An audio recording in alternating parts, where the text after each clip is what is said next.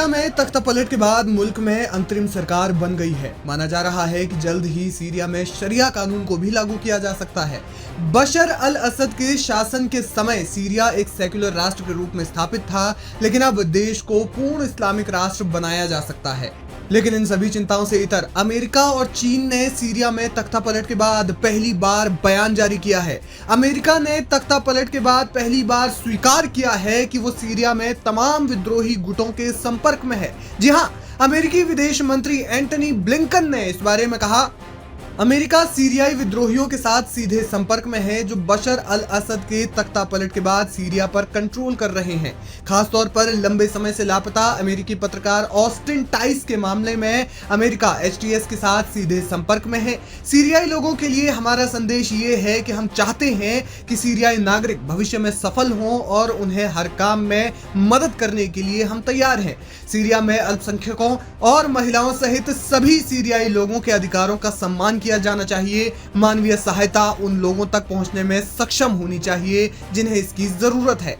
खास बात यह है कि हयात तहरीर अल शाम को अमेरिका एक आतंकी समूह मानता है। बावजूद इसके अमेरिका के विद्रोही समूह के संपर्क में होने की बात को स्वीकार करना अमेरिका पर सीरियाई गृह युद्ध में विद्रोहियों का साथ देने वाले आरोपों की सत्यता पर मुहर लगाने जैसा है।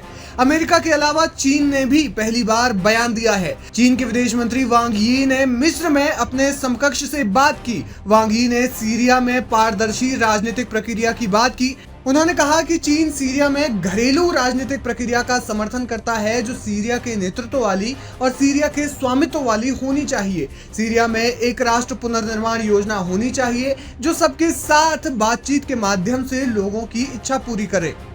सीरिया के भविष्य को लेकर तमाम मुल्क चिंता में है, खास तौर पर मुस्लिम राष्ट्र। इस्लामिक दुनिया को ये चिंता है कि सीरिया में हयात कैसे शासन करेगा, हयात मुल्क को कैसे चलाएगा। क्या सीरिया में हमेशा के लिए शांति बहाली होगी या देश फिर किसी तरह के हमले का कोई प्रहार झेलेगा? ऐसे तमाम सवालात हैं जिन पर चर्चा हो रही है। इसी बीच सीरिया के हमसाया मुल्कों यानी पड़ोसी देशों ने जॉर्डन में एक बैठक की। जॉर्डन में सऊदी अरब, इराक, लेबनान, मिस्र, यूएई, बहरीन और कतर के विदेश मंत्रियों ने बैठक की। घंटों तक चली इस बैठक में सीरिया के भविष्य पर चर्चा हुई। इसके बाद उन्होंने सीरिया को लेकर एक संयुक्त बयान भी जारी किया। उन्होंने सीरिया में शांति का आह्वान किया और कहा कि सभी सामाजिक और राजनीतिक ताकतों को एक साथ मिलकर काम करना होगा।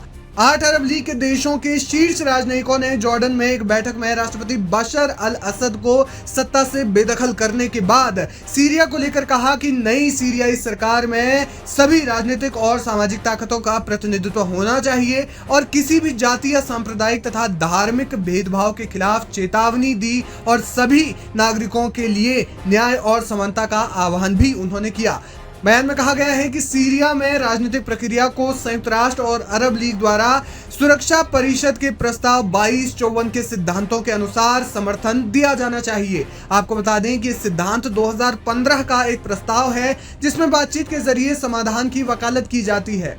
अरब राजनयिकों ने एक अलग बैठक में भी भाग लिया जिसमें अमेरिकी विदेश मंत्री एंटनी ब्लिंकन, सीरिया के लिए संयुक्त राष्ट्र के विशेष दूत गिर पेडरसन और यूरोपीय संघ के विदेश नीति प्रमुख काजा कालास और तुर्की के विदेश मंत्री हाकान फिदान भी शामिल हुए।